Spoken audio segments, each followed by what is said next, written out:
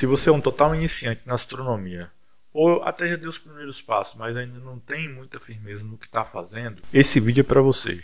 Eu vou te contar 6 erros muito comuns que iniciantes em astronomia costumam cometer nesse comecinho, né? Fica até o final que eu vou lhe contar tudo nesse vídeo aqui.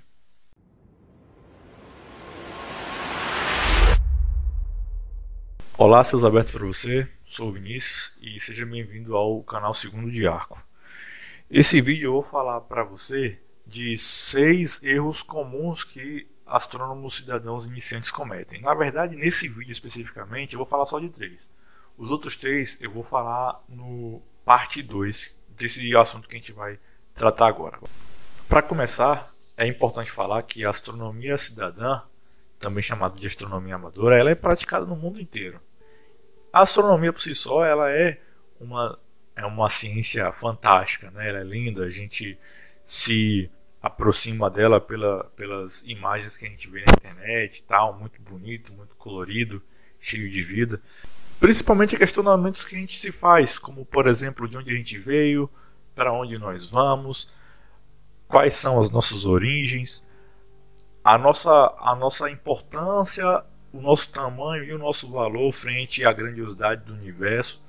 Tudo isso são perguntas que a gente se faz quando vai estudar e analisar um pouco mais sobre astronomia, né? E do ponto de vista não profissional, né? Não acadêmico, essas perguntas sempre estão presentes no momento de observação e quando um ou outro curioso aparece ali perto para conversar sobre astronomia. Eu preciso falar com você o seguinte, que não é preciso ter um instrumento para começar a olhar para o céu. Você pode começar a olhar para o céu com o próprio olho nu. Na verdade, essa é a minha proposta para você, né, e para as pessoas de modo geral. Que elas comecem a observar o céu e observar com um pouco mais de cautela, né, com cuidado, com o olho nu mesmo. Você começa a olhar, buscar padrões, buscar características que você naturalmente não consegue perceber numa visão mais rápida, assim, mais superficial do céu, mas procurar peculiaridades, procurar periodicidades, e a partir desse momento que você consegue ter uma familiaridade maior com o que está no céu, você começa a implementar instrumentos. Então, um monóculo ali, outro aqui, um binóculo, daqui a pouco você está com um telescópio confortável e por aí vai. Então assim, a proposta do meu canal é te ajudar a se tornar um astrônomo cidadão que aproveita bem o seu tempo e que otimiza também a busca pelo seu conhecimento dessa área, tá? Então para de desculpas, assiste aí esse vídeo que você vai ter umas informações muito bacanas sobre esses erros aí para que você não cometa. E se você cometer, né, que você perceba que é um erro e que você faça da maneira correta a partir de agora. Vamos lá? E falando de desculpa, né, eu acabei de falar para você não dar desculpa. E a primeira desculpa que você não deve dar é a desculpa do like, pô. O like, o compartilhamento do vídeo me ajuda demais, entendeu? A gente está começando aqui no nosso projeto, tem muita coisa para fazer, só que a gente tem que começar aos poucos. E a maneira como você me ajuda, através de um like, através de um compartilhamento lá no grupo dos amigos, ou mandando para alguém que gosta muito de astronomia, já me ajuda pra caramba, entendeu? Eu já sou muito grato por causa disso. Então valeu, muito obrigado mesmo de coração, e vamos lá falar sobre esses 6 erros comuns que os iniciantes de astronomia cometem. E o primeiro erro é comprar um telescópio. Deixa eu anotar aqui. E esse é o erro mais comum. E alguém pode falar assim, se perguntar, né? Poxa, comprar um telescópio é um erro? A resposta que eu diria para você é que depende. É evidente que o telescópio é muito importante para a prática astronômica. Só que, a depender de qual seja o seu contato com o telescópio, esse contato pode ser prejudicial ou pode ser vantajoso para você. A gente precisa alinhar aí quais são as suas expectativas para que você não faça da compra do telescópio um erro, mas que torne essa compra em um acerto. Beleza, quais são as vantagens então da gente ter um telescópio, de comprar o telescópio? O principal ganho que a gente tem ao comprar um telescópio é a qualidade ótica. Tá? A gente tem um ganho óptico aí fenomenal em comparação ao olho nu. Então, se você olha a lua cheia com o olho nu e aponta o telescópio para a lua cheia, por menor que seja o telescópio, e você olha para ela, você percebe a diferença claramente. E se você acompanhar as fases da lua, você vai perceber que vão surgindo sombras nas crateras, que é espetacular de ver e de acompanhar. Então, assim, você consegue ver luas de Júpiter, luas de Saturno. E eu estou utilizando aqui a base de um telescópio pequeno mesmo, de até 150 milímetros de diâmetro, né? Mas a gente pode estar falando de telescópios cuja objetiva seja metade disso, seja 70, né? E você já vai conseguir ver tudo isso que eu estou lhe falando. Então, para enxergar essas coisas que eu estou falando, é muito necessário o telescópio. Só que nem tudo são flores. Para comprar um telescópio e poder usufruir disso que eu estou falando aqui para você agora, é muito importante que, primeiro, você tenha conhecimento do que você está olhando, né? Não pense você que comprar o telescópio vai lhe tornar um conhecedor de astronomia, porque não vai. Infelizmente, muitas pessoas pensam dessa forma, mas não é assim que as coisas funcionam. Tá? Sem instrução, o telescópio ele vai começar a lhe dar trabalho na hora da observação. Você vai começar a se chatear. Ainda nessa semana, eu recebi uma ligação de um conhecido que já havia me pedido a recomendação de um telescópio para comprar, e eu já havia dito para ele que não era o momento adequado dele comprar um telescópio. Mas ele está ali na euforia e tal, foi lá e comprou. Esse telescópio chegou para ele nessa semana e ele me ligou meio que desesperado, meio desapontado, né? Porque ele falou: poxa, velho, eu estou apontando para os lugares, eu não acho nada, não estou vendo estrela nenhuma, eu não tô conseguindo resolver os problemas que eu tinha aqui antes de comprar esse telescópio, né? Aí eu falei com ele, dei algumas dicas assim a respeito do uso, mas se essa pessoa não conseguir acompanhar o conhecimento que ele tem do céu com as práticas observacionais dele com o telescópio, aquele telescópio vai ficar inútil. E em pouco tempo ele vai começar a deixar o telescópio para lá, ele vai fazer com que o telescópio seja cada vez menos usado, até que se torne, sei lá, algo como um encosto de roupa qualquer, né? Que é triste, né? Que é muito triste, mas que é uma realidade que acontece com muita frequência em nosso país, com muita frequência mesmo. Eu dei esse exemplo aqui, mas os exemplos são inúmeros, tá? Mas o fato é que a gente poderia otimizar muito melhor o nosso tempo, não apenas de aprendizagem do telescópio, mas do uso dele, se a gente respeitasse esses momentos, tá? Se a gente respeitasse esses momentos de aprender um pouco sobre o céu, compreender a posição dos astros, entender o que cada astro é, e a partir desse conhecimento que a gente adquirir, a gente pegar um instrumento e começar a observar esses objetos que a gente já conhece através das lentes de um telescópio. O aproveitamento da noite com certeza vai ser outro se a gente utilizar dessa forma. Só para lhe dizer, né, onde você pode pegar algumas dessas informações, eu vou aproveitar aqui e falar do meu Instagram, FISICIUS, que é o @Fisicius. Lá eu posto muita coisa sobre astronomia e muita coisa legal mesmo para você aprender a localizar os astros e estrelas no céu, constelações. Dou um monte de exemplo, faço um monte de explicação, então é muito bacana, é um IG que eu recomendo pra caramba para você que está começando. Tem também o site desse canal, né, o www.segundodearco.com.br. Dá uma pesquisada aí, você vai encontrar muita informação bacana também. E tem o site do Observatório Astronômico da UESC, que eu vou deixar o link também depois na descrição aqui, tanto do Instagram, do meu site, quanto do site do Observatório. Você dá uma olhada lá, tem muita coisa legal. em todos os lugares e vale muito a pena você acompanhar. Tem ainda o Instagram do Observatório, tá? Eu até estou atuando lá com uma equipe muito bacana para produzir conteúdo aí de qualidade também. Então vale muito a pena vocês darem uma olhada. Eu vou deixar o link desses negócios todos aí na descrição. Depois você vai lá e nos acompanha, tá bom? Beleza. Eu estou falando para você não comprar um telescópio antes de você ter um certo domínio dos astros, das estrelas, de posicionamento e tal. Mas e se você já tiver comprado, né? E se você já tiver cometido esse erro, digamos assim, o que é que a gente pode fazer, tá? Bom, primeira coisa assim é para você ter calma, a gente consegue adaptar essas demandas aí tranquilamente. Só que você precisa se esforçar também, é lógico, tá? Então assim, o que é que eu faço? O que eu digo costumeiramente em situações como essa é que de alguma forma você procure ler o manual. Eu sei que esses manuais nem sempre vêm em português, mas procura aí um site bacana que você confia, que dá para traduzir de maneira assertiva esses termos mais técnicos e vai ler, cara, vai ler, leia ele lá.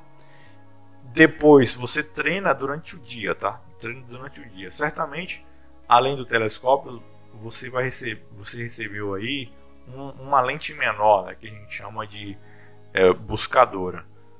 Tenta alinhar essa buscadora com o telescópio. O que é isso? Seria ajustar a buscadora ao que você está vendo com o telescópio, de modo que quando você procurar um objeto no céu e achar esse objeto com a buscadora, você vai olhar pela ocular do seu telescópio e vai encontrar uma região muito parecida com aquela que você enxergou com a buscadora. Isso vai facilitar demais. Então pega aí uma torre, uma árvore que esteja relativamente distante de você, mas que você consiga enxergar bem com o telescópio. Faz esse alinhamento aí, uma antena, uma casa, enfim, o que você achar. E depois do alinhamento feito, você não mexe muito no telescópio, tá? Não tira ele muito de lugar, tenta fazer esse alinhamento exatamente no lugar onde você vai fazer a sua observação durante a noite e aproveita, tá? Mas eu preciso lhe dar um recado muito importante, que é o seguinte: se você está iniciando aí, você não tem ninguém mais experiente para lhe acompanhar, em hipótese alguma você deve mirar o seu telescópio para o Sol, tá? Sob o risco de cegueira permanente, tá? Então não olhe para o Sol de jeito nenhum, nem com o olho nu, nem com o telescópio. O telescópio piorou ainda, tá? E se por acaso você for fazer algum tipo de observação com o Sol, faça isso apenas com uma pessoa realmente experiente, tá? Que utilize ferramentas que sejam verdadeiramente seguras e que você faça uso também de observações indiretas, caso você não tenha esses instrumentos aí necessários. Mas via de regra, evite mirar para o Sol, tá? Via de regra, evite apontar para o Sol. Evite, porque o risco de cegueira é alto.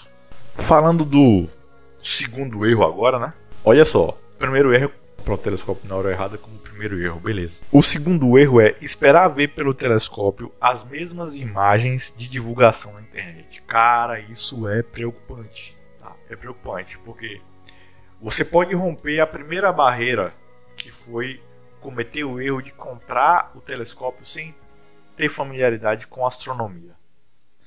Só que esperar ver pelo telescópio que você comprou lá na sua casa, que você recebeu, né? E que você leva para todo canto, que você não tem nada além do telescópio para fazer a observação. Esperar ver as mesmas imagens que você vê na internet é um erro tremendo, tá? Então assim, você precisa alinhar suas expectativas. Você não vai enxergar as mesmas imagens que você vê na internet. É um ponto. Então, o alinhamento de expectativa ele é fundamental. E por que ele é fundamental? Porque assim, existem diferenças colossais entre os telescópios que são utilizados para gerar essas imagens que a gente vê na internet e esses telescópios que a gente compra aí, né, que às vezes custam 300, 400 reais. ainda que custem um pouco mais, né? Ainda que custem na beira do 1.200, 3.000 reais, que seja, né? O telescópio pelo telescópio não vai lhe retornar essas imagens. Então, fique atento a isso. Você não vai colocar o seu olho no ocular lá do telescópio e enxergar as mesmas imagens, não vai. E assim, você não vai porque existem algumas diferenças que são capitais para isso, tá? Primeira coisa, geralmente grandes telescópios são construídos através de colaborações entre países, tá? Colaborações entre agências espaciais nacionais e às vezes até entre empresas da iniciativa privada. Então, olha só, você está envolvendo empresa da iniciativa privada, está envolvendo governos federais e está envolvendo agências nacionais. E aí a gente tem a Agência Espacial Brasileira como exemplo de agência, né? Tem a NASA, tem a ESA e tem um monte de outras agências aí, a JAXA e tal. Os recursos, os investimentos que essas agências, que esses consórcios colaborativos possuem é muito grande, né? Então a gente tem, por conta disso, telescópios com espelhos que possuem 1 metro, 1,60 m, telescópios de 4 metros, de até mais, né? A gente tem exemplos aí de colaborações, né, em que um grupo de telescópios apontam para um mesmo objeto, né, às vezes simultaneamente, às vezes com uma diferença de horas aí. Então, às vezes, a gente meio que despreza isso, né? Que na verdade faz toda a diferença. E grande parte dessas fotografias espaciais que a gente vê, principalmente de planetas, de nebulosas e afins, né? São produzidas por essas colaborações. Então, o objetivo é científico. E após a pesquisa científica realizada, você tem ainda essa parte da divulgação que é muito bacana. Mesmo assim, beleza, tem essa grande galera aí. Tem um meio termo aí entre pequenos iniciantes, como você e eu, e pessoas um pouco mais experientes, que são astrofotógrafos, que já possuem experiência e aplicam técnicas. Aí a gente tem uma associação de instrumentos, câmera, telescópio, acompanhamento automatizado, que já melhora um pouco o rendimento em relação à maneira como a imagem é produzida, mas que ainda assim, mesmo com toda a qualidade da imagem que é gerada nesse momento, não se compara ao que a gente vê na ocular do nosso telescópio. Então assim, imagina comparar o produto de um instrumento que custa milhões de dólares para um instrumento que custa 400 reais. Vamos considerar que um dólar custa 5 reais, 80 dólares. Compara o resultado de um produto de 80 dólares com um produto de milhões de dólares. Você começa a perceber que a comparação é desleal, né? A comparação ela é cruel. Então assim, para você ver a distância do que a gente está, né? E mesmo assim, se nós não nos compararmos com essas grandes agências, com essas grandes cooperações científicas, mas se a gente voltar para astrofotógrafos amadores também, mas que já possuem experiência, você vai ver que o setup deles é um setup que pode não ter custado o olho da cara, mas custou tempo de vida dele. Então ele aprimorou a técnica dele. Não dá para comparar o resultado também. Então assim, a gente tem que ir devagar, tá? A gente tem que ir aos poucos. Então olha só, além da diferença de recurso, além da diferença da tecnologia de instrumentação, a própria referência ótica já interfere, né?